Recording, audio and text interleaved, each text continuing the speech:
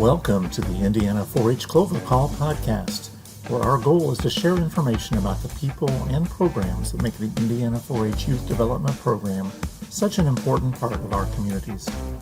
We welcome youth and adult 4-H volunteers, 4-H youth and their families, extension professionals, and any others who are interested in providing positive opportunities for youth.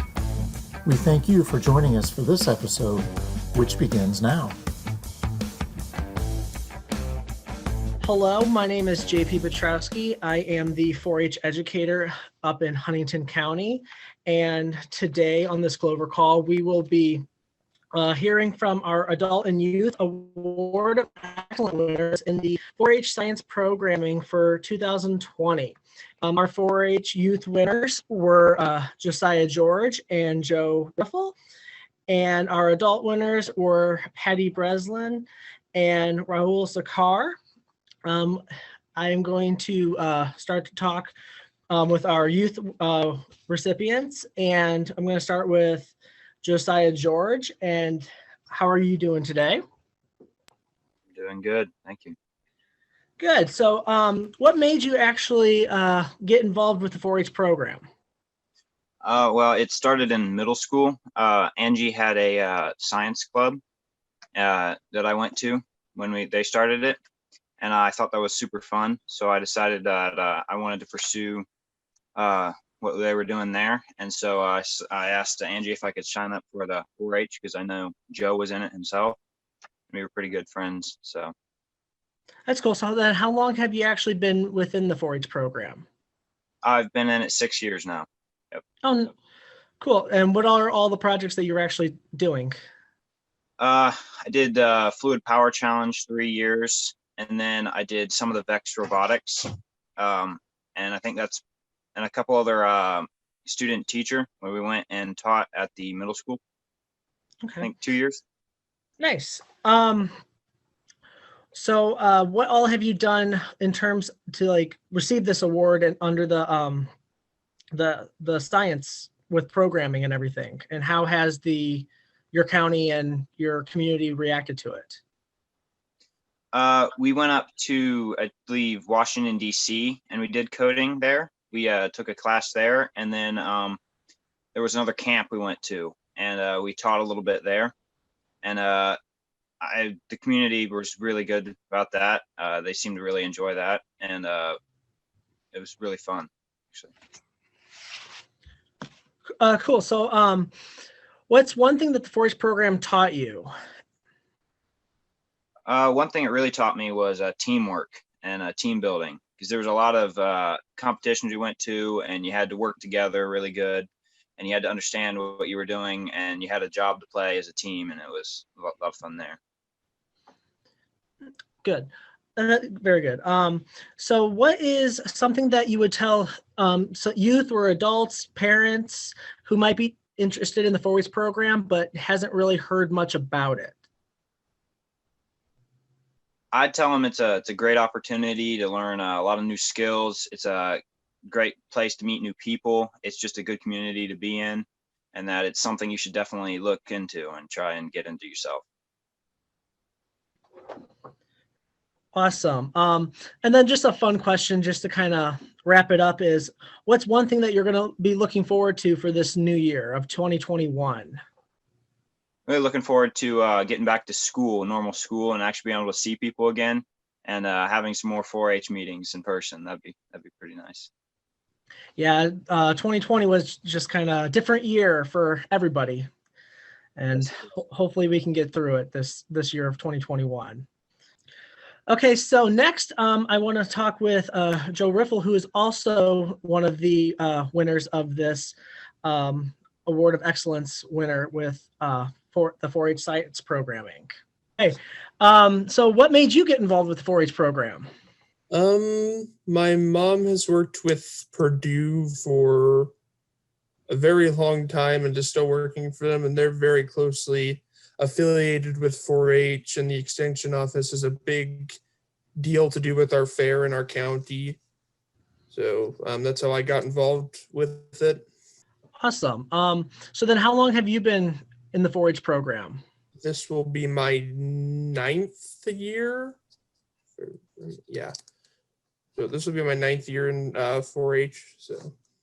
So out of those 9 years, what's one thing the program taught you? And maybe how have you seen since you've been in it for 9 years, how have you maybe seen the program change from when you started to now?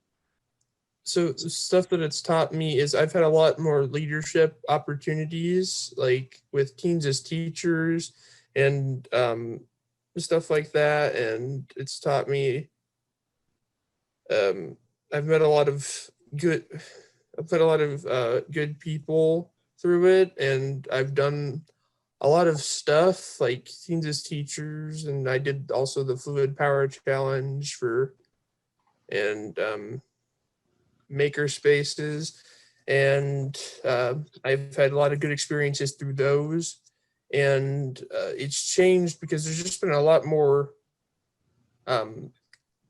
projects and different ways to be in 4-H over the years. And That's great. I mean, with everything changing and, stuff wasn't the same 10 years ago as it is now, it's good that, the 4-H program throughout all the counties is slowly changing to meet with what's going on today.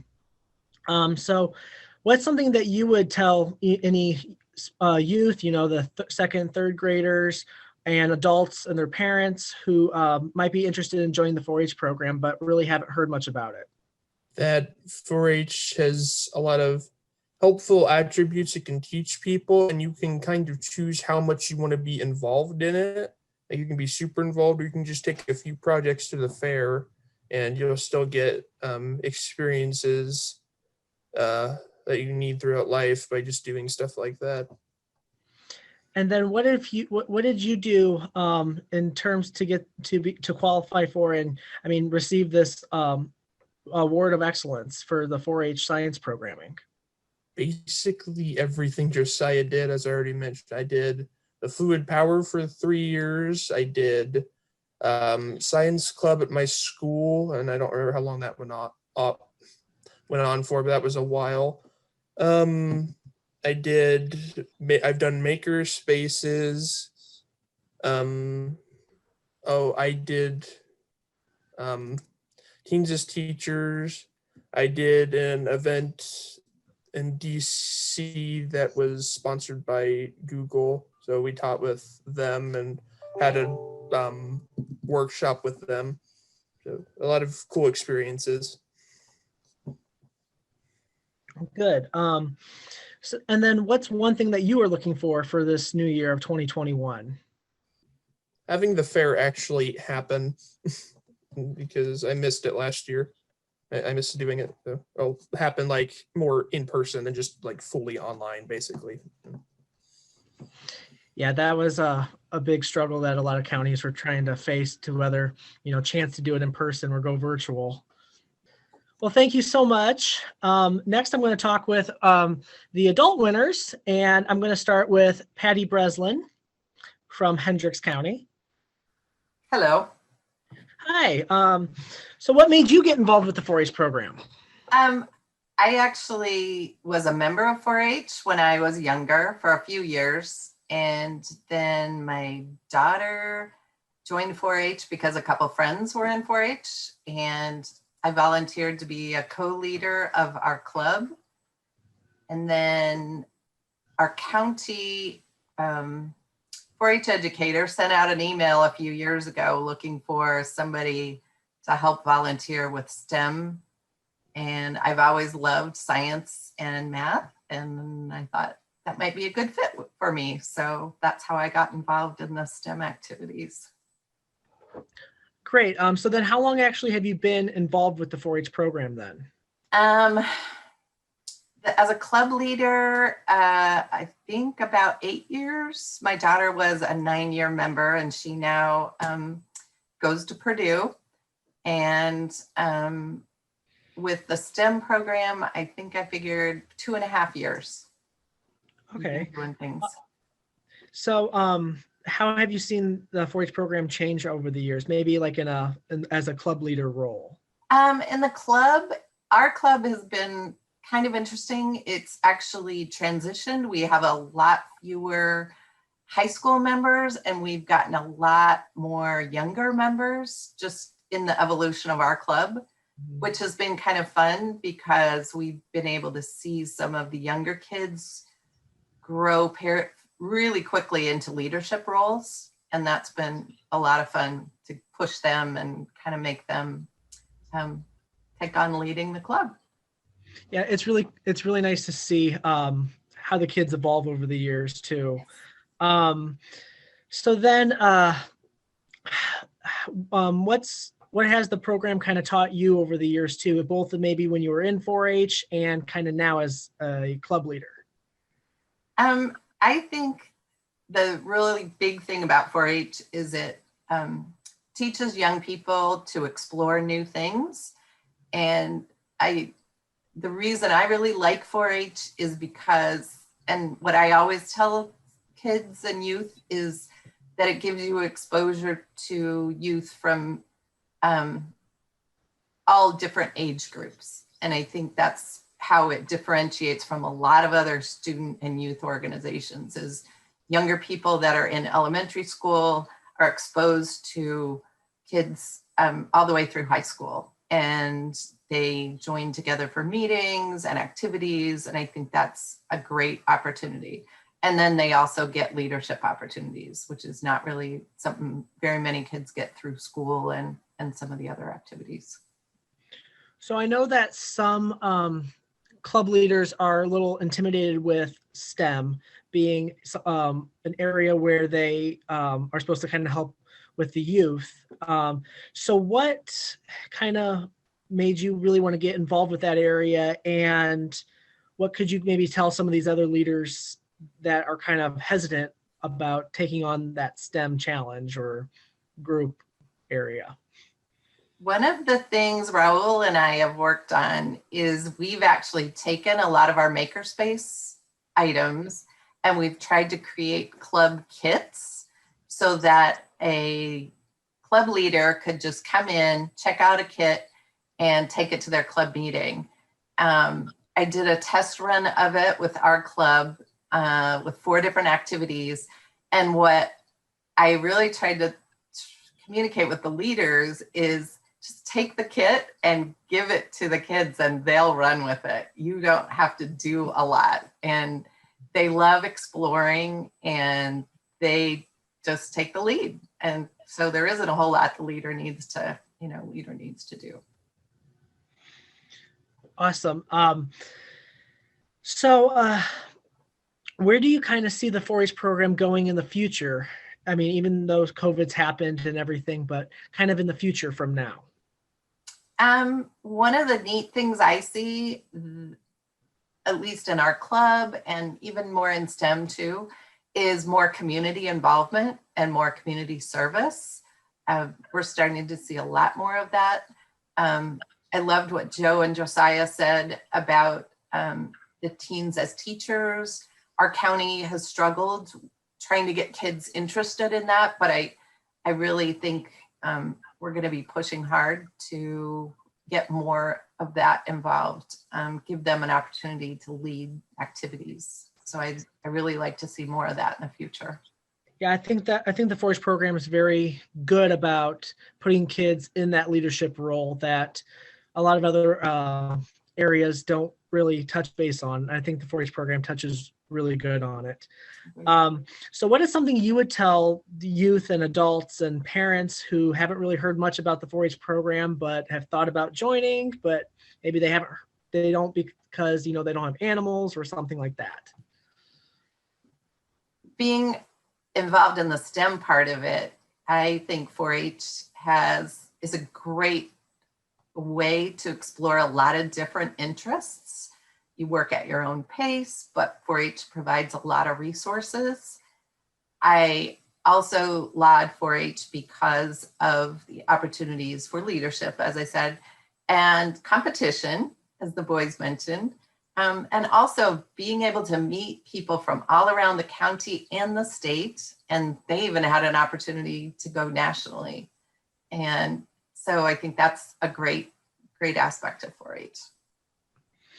Yeah, it's a different kind of friendship that you make with 4-H kids compared to like your classmates and stuff like that. The 4-H family runs really deep and lasts forever. And then, so what's one thing you're looking forward to in the new year for 2021? Kind of what the boys mentioned. I really hope they ease restrictions on in-person events so that we can, get together more. And I'm also hoping to be able to meet with my friends more. Good. I think we all can agree on that Yes. as well. Well, thank you so much. Next, we are going to talk with Raul Sakar, who has actually worked very closely with Patty as well. And he is also the other recipient of the Award of Excellence for 4-H Science Programming. Yes, hi. Yep. So what made you get involved with the 4-H program? The two drivers to this. The main driver has been my wife. She's been a 30-year 4-H'er, having been in 4-H and then helping in various ways. And so about 5 years ago, I was my kids were going through elementary school, and one of the things I found lacking there, or not enough emphasis on the science aspects. I hadn't. This was my first experience with the U.S. education system because I went to school in India, and that's more of an Indian/British education system. And we had science subjects like biology, chemistry, physics in third, fourth grade. So, anyways, basically, in that initiative, I was talking about STEM with the local elementary school principal. And then my wife says, hey, you know what? Patty is looking for someone to help with STEM, 4-H and STEM. I mean, you have cows, goats, chickens, and, ag and all that. What is 4-H doing with STEM? And, the surprising thing was when I did some research, I found that 4-H had started the focus on STEM in 2003. And that was a huge eye-opener for me when I realized that, oh, wow, forget about the school system. I mean, 4-H has been looking at how to promote STEM. They started the committee in 2003. It's like, wow.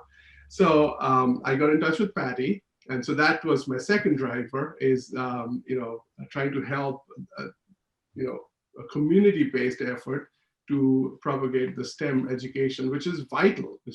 I deal in automation and robotics and all that. So I had the problem of finding qualified candidates to come and work for us. It was so difficult to find people who knew anything about it. So it's like, what is going on?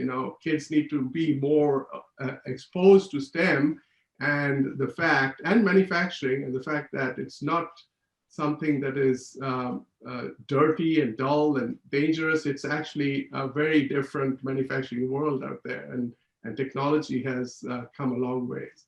So that was a long answer for that question. Sorry. Oh no, that's great.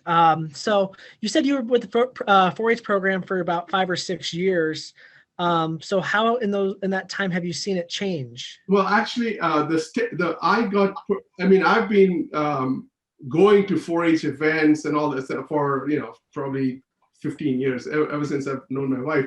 But actually getting involved with Patty and Katie, 2 years. It's been 2 years that I became was an active volunteer working on the STEM program. So awesome. So out of all your experiences with the 4-H program, what's one big life lesson that it taught you? I think the biggest learning experience for me was the importance of community. The fact that anything we try to do as a society without involvement from various aspects of the community, various different organizations, whether it's religious, cultural, social, educational, policy enforcement, whatever. We all kind of have to work together because we are all trying to fundamentally achieve one goal, which is build the youth of the country. And I think that was a huge thing, and the whole 4-H motto and all that. So learned a lot. So then where do you maybe see the 4-H program going in the future, like with STEM or just in general?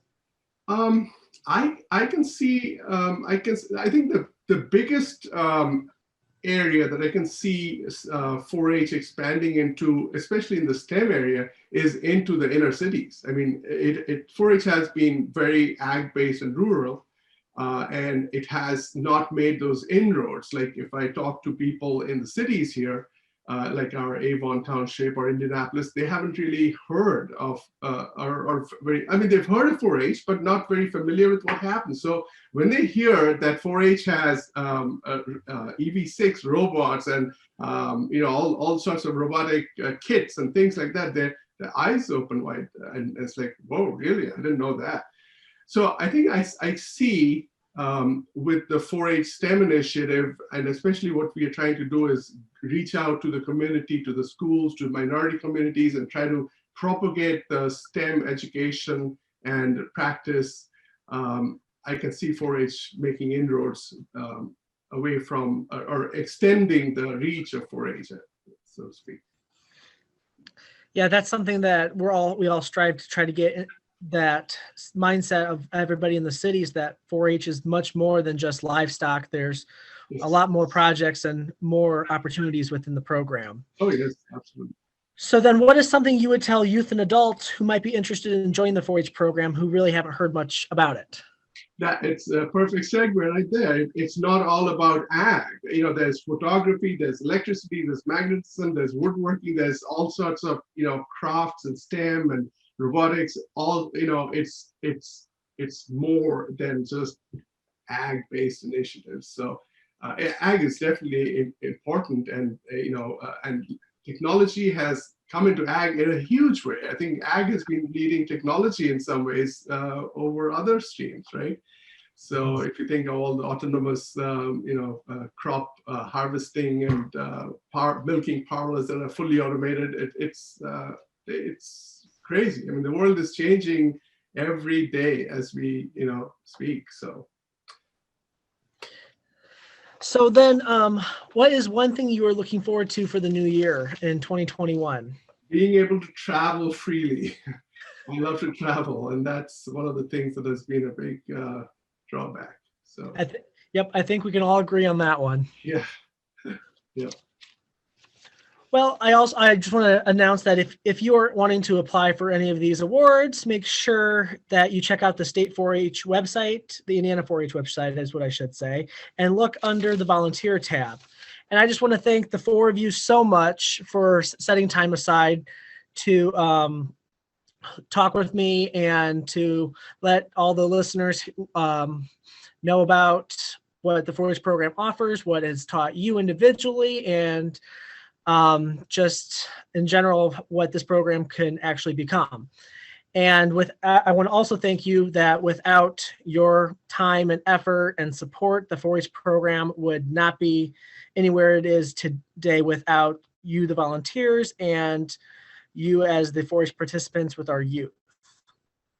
So I just want to personally thank you for that as well.